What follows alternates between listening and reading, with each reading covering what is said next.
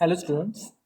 आज हम देखेंगे सबसीक्वेंस के बारे में। ठीक है। सबसीक्वेंस होती क्या है? आपको सीक्वेंस पता है? सीक्वेंस क्या होती है? The arrangement of terms in some definite manner, तो हम उसे कहते हैं सबसीक्वेंस। ओ सॉरी, सीक्वेंस। अब देखो, अगर उससे भी पहले हमें लगने वाला है मोनोटोनिकली इंक्रीजिंग, मोनोटोनिकली डिक्रीजिंग। ये मोनोटोनिक क्या होता है? मोनोटोनिक, ठीक है, इसके अंदर दो सीक्वेंस आती है, एक इंक्रीजिंग, एक डिक्रीजिंग। मतलब क्या? देखो, अगर हमने कोई सीक्वेंस देख ली, ठीक है, वो बढ़ती जा रही है, बढ़ती जा रही है, बढ़ती जा रही है, बढ़ती जा रही है, तो हम उसे कहेंगे मोनोटोनिकली इंक्रीजिंग। मतलब एकदम शिद्दत से बढ़ रही है वो। ठीक है। और अगर कोई सीक्वेंस है वो गिरती जा रही है, गिरती जा रही है, देखो यहाँ पे, सो उसे कहते हैं मोनोटोनिकली डिक्रीजिंग। ठीक है। मतलब वहाँ पे ऐसा नहीं होगा कि अरे चलो गिर रही अचानक से ऊपर चली गई, नहीं, वहाँ पे ऐसा नहीं होगा। वो एक तो टोटल गिरेगी या टोटल बढ़ेगी, इस तरह से। ठीक है। हाँ, अगर हम उसे डिफाइन कर सकते हैं, और डिफाइन कैसे कर सकते हैं, मतलब देखो, वहाँ पे अगर आपने ग्राफ निकाल लिया लाइक दिस, ये बहुत कॉम्प्लिकेटेड होगा, साइन एक्स का ग्राफ निकाल लो, sine x is very easy. ठीक है। अब देखो, ये वाला जो ग्राफ है वो यहाँ तक मोनोटोनिकली इंक्रीज है, देखो, तो हम कह सकते हैं 0 to π/2 के बीच साइन एक्स इज इंक्रीजिंग। ठीक है। π/2 से लेकर, ये क्या चीज़ है, 3π/2, π/2 से लेकर 3π/2 तक ये मोनोटोनिकली डिक्रीजिंग है। देखो यहाँ पे कहीं बढ़ रहा है क्या वो? नहीं। और 3π/2 से लेकर फिर से यहाँ तक 5π/2 शायद से, 3π/2 से लेकर 5π/2 तक, भाई साहब क्या हो रहे हैं? मोनोटोनिकली इंक्रीज हो रहे हैं। हाँ, मतलब हम उसके अंदर इंटरवल से डिफाइन कर सकते हैं, लेकिन बेसिकली आप इतना ही ध्यान में रखो, मोनोटोनिकली इंक्रीजिंग मतलब व्हाट इज ग्रेटर देन और इक्वल टू 0। ठीक है। हाँ, मतलब स्ट्रिक्टली इंक्रीज, और डिक्रीजिंग मतलब नीचे। ओके। नाउ अब सब्सिक्वेंस की बात करता हूँ। ये टॉपिक छूट गया था एक्चुअली, सो मुझे यहाँ पे कवर करना पड़ा। अब देखो, सब्सिक्वेंस क्या होती है। आप कोई भी एक सीक्वेंस लिख लो। सपोज करो सीक्वेंस लिखो 1 2 3 4 5 6 7 8 एंड सो ऑन। ठीक है। Is unbounded sequence. ठीक है। बाउंडेड नहीं है ये, मतलब लोअर बाउंड इसका एग्जिस्ट है, अपर बाउंड एग्जिस्ट नहीं है। ओके। अब यहाँ पे देखो, अगर मैं यहाँ से इसे कहता हूँ एक्स एन, ठीक है, अगर मैं यहाँ से x2n नाम की सीक्वेंस लिखो, 2n मतलब what is a even number ना। Even number means what, the multiple of 2। ठीक है। सो यहाँ पे मल्टीपल ऑफ 2 कौन है? 2 4 6 8 एंड सो ऑन। ठीक है। एंड अगर दूसरी और एक सीक्वेंस बना लो, 2n+1, 2n+1 और 2n-1, these are basically representation of odd number. Okay. तो यहाँ पे क्या आएगा, 1 3 5 7 एंड सो ऑन।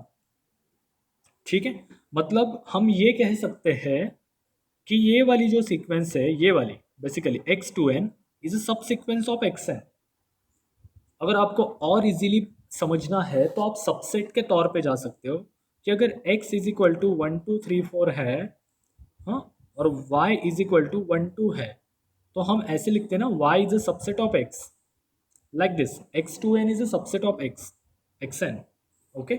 सो यहाँ पे सब सीक्वेंस की ये डेफिनेशन। ठीक है। मतलब जो सीक्वेंस दी है उसी में से थोड़ा बहुत काट छाट के निकाल लेना, तो उसे कहते हैं सब सीक्वेंस। ओके। सो यहाँ पे उसकी फॉर्मल डेफिनेशन है, subsequence of a sequence is obtained from sequence xn by deleting some terms of xn। अब डिलेटिंग मतलब व्हाट, यहाँ पे देखो, अगर मैं यहाँ से x2n निकालना है तो मैं क्या करूँगा, ये 1 3 5, मतलब 1 3 5 7 को निकाल दूंगा, डिलीट कर दूंगा, तो बचा क्या, x2n। या इज ऑल्सो। सो ये डेफिनेशन थी सबसीक्वेंस की। ओके। अब बात करते हैं हम थ्योरम की। ठीक है, तो थ्योरम में क्या दिया है कि if sequence is a converges to the x then any subsequence of x is also converges to x. ठीक है, अब देखो आपने सेट रिलेशन पढ़ा है। ठीक है, सेट रिलेशन में क्या था? ठीक है, तो सेट रिलेशन पढ़ा है आपने। सेट रिलेशन से ये वाला थ्योरम इजाद किया गया है कि यहाँ पे देखो क्या दिया है कि if a sequence x is a converges to the x, मतलब कोई एक सीक्वेंस x है वो कहाँ पे जा रही है? x को अटैक, मतलब लिमिट उसका क्या है? x, मतलब वो x की तरफ जा रही है। ठीक है, तो उसकी जो सबसीक्वेंस होगी x डैश, ठीक है, सबसीक्वेंस होगी x डैश, वो भी कहाँ जाएंगी? x की तरफ। ठीक है, हाँ ये बात तो सही है, जाना ही चाहिए। कैसे? देखो मैंने आपको शायद से एक एग्जांपल दिया था। हम्म मुझे पता नहीं याद है या नहीं। अगर मैं यहाँ पे एक पॉइंट ले लूँ 1, बाद में यहाँ पे दिस,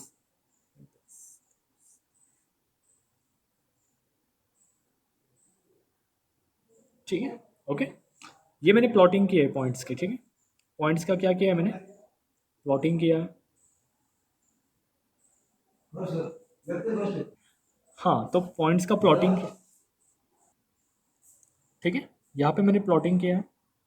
अब देखो अगर मैं यहाँ से मैं, ये पूरी एक सीक्वेंस है। ठीक है, ये कहाँ पे कॉन्वर्जेस हो रही है? जीरो पे। अगर मैं यहाँ से कोई भी एक सीक्वेंस ले लूँ, उसके छोटा सा पार्ट ले लूँ, सपोज करो मैंने यहाँ से इतना उठा लिया, तो मुझे एक बात बताओ ये कहाँ पे अटैच हो रहे हैं? देखो सब टर्म्स कहाँ पे जा रहे हैं? जीरो पे जा रहे हैं ना। So it is a graphical representation of this theorem. Okay, इसको हमें कोई प्रूव ही नहीं करना है। ठीक है, बस ये आप ध्यान में रखो कि अगर कोई एक सीक्वेंस है, हम्म, वो कॉन्वर्जेस हो रही है किसी नंबर पे, ठीक है, तो उसकी सब्सिक्वेंस भी उसी के उसी लिमिट को कॉन्वर्ज होगी अकॉर्डिंग टू दिस ग्राफ। ठीक है, ये छोटी छोटी बातें हैं जो आप समझ लो। ठीक है, हाँ। सो गाइज, अब हम देखेंगे डाइवर्जेंस क्राइटेरिया। ठीक है, अब ये कॉन्वर्जेंस वगैरह हो गया, बोर हो गए कॉन्वर्ज कॉन्वर्ज करके। Converge means what? Limit exist होना। अब कोई सीक्वेंस है उसे डाइवर्जेंस कब कहेंगे, मतलब डाइवर्जेंट सीक्वेंस है ये कब कहेंगे? ठीक है, हाँ, मतलब कॉन्वर्जेंट मतलब व्हाट? उसका लिमिट एग्जिस्ट होता है। अब डाइवर्जेंस, उसका भी कुछ तो क्राइटेरिया होगा ना। हर एक सीक्वेंस तो डाइवर्जेंट नहीं होती, सम आर ऑसिलेटिंग ऑल्सो। तो मैंने पहले ही कहा है 3 टाइप की सीक्वेंस होती है। पहली होती है कॉन्वर्जेंट, दूसरी होती है डाइवर्जेंट, तीसरी होती है ऑसिलेटिंग। ठीक है, convergent means what? Limit exist. Divergent means what? Limit does not exist, infinity to minus infinity. Okay, और ऑसिलेटिंग मीन्स व्हाट? कभी खुशी कभी गम, लाइक दिस। हाँ, like sine x. Sine x का ग्राफ कैसे? ऑसिलेटिंग है, कभी ऊपर कभी नीचे, 1 to -1, 1 to -1, इस तरह से रीच करता है। ठीक है, सो कोई सीक्वेंस को हम डाइवर्जेंस कब कहेंगे, उसका भी कुछ तो क्राइटेरिया है। तो उसके दो कंडीशन है। पहली वाली, सबसे पहले यहाँ पे इसका ये दिया है कि एक्स एन नाम के सीक्वेंस वगैरह वगैरह, तो एक्स हैज ए 2 कॉन्वर्जेंट सब सीक्वेंस। ठीक है, उस सीक्वेंस को जो जिसे भी हमें डाइवर्जेंट प्रूव करना है, वो वाले सीक्वेंस को दो सब सीक्वेंस चाहिए। कॉन्वर्जन कौन सी भी दो सब सीक्वेंस ले लो, तो उनके लिमिट इक्वल नहीं आनी चाहिए। उनके लिमिट इक्वल नहीं आनी चाहिए मतलब क्या? देखो अगर यहाँ पे मैंने एक सीक्वेंस ले ली, ठीक है, दिया क्या था? फिर से एक बार पढ़ो। X has a 2 convergent subsequence. X has, इसको मैं प्रूव करके दिखाता हूँ। X has 2 convergent subsequence, sorry for this, रुको मैं ठीक से लिखता हूँ। ठीक है, अब यहाँ पे देखो x को 2 कॉन्वर्जेंट सबसीक्वेंस होने चाहिए, लेकिन x कॉन्वर्जेंट होनी चाहिए ऐसा कोई यहाँ पे इशू नहीं है। यहाँ पे क्या बताया कि कोई भी एक सीक्वेंस ले लो, उनमें से 2 कॉन्वर्जेंट सबसीक्वेंस उठा लो। अब देखो यहाँ पे, अब मैं यहाँ पे एक सीक्वेंस लेता हूँ xn is equal to -1 n belongs to natural number. ये सबसे फेमस एग्जाम्पल है। ठीक है, सो यहाँ पे क्या हो जाएगा, ये वाली सीक्वेंस कैसे बनेगी? -1 1 -1 1 -1 1। अब बस n की जगह पर 1 2 3 4 डालो। अगर इवन पावर रही तो 1 आएगा, ऑड पावर रही तो -1 आएगा। ठीक है, -1 n, ऐसा उसका कहना है। ठीक है। अब यहाँ से मैं दो सब्सिक्वेंस उठाता हूँ। पहली सब्सिक्वेंस है xn, ठीक है, xn, ठीक है। यहाँ पे मैं इसे और थोड़ा रीडिफाइन कर देता हूँ, xn इवन, मतलब क्या, n इवन होना चाहिए। तो क्या आएगा, 1 1 1 1 लाइक दिस। और दूसरी सीक्वेंस ले लेता हूँ सेम xn, बस इसे रिकंस्ट्रक्ट करता हूँ ऑड के हिसाब से, -1 -1 -1 -1 लाइक दिस, ठीक है। अब मुझे एक बात बताओ, क्या ये कॉन्वर्जेंट है दोनों? Yes, this is convergent. क्यों? क्योंकि देखो ना, ये सब 1 1 1 1 1 और every constant sequence is a convergent. ये कांस्टेंट है ना, 1 1 1 1 1। आप सीक्वेंस 1 का पहला लेक्चर देखो, हमने कांस्टेंट सीक्वेंस बताया, ठीक है। अब ये 1 को कॉन्वर्ज है और ये मैडम -1 को कॉन्वर्जेंट है, ठीक है। अभी हमने थ्योरम क्या पढ़ा? अभी हमने थ्योरम क्या पढ़ा कि कोई सीक्वेंस है तो उसका लिमिट यूनिक होता है, तो यहाँ पे दो लिमिट है, तो therefore this sequence is a divergent.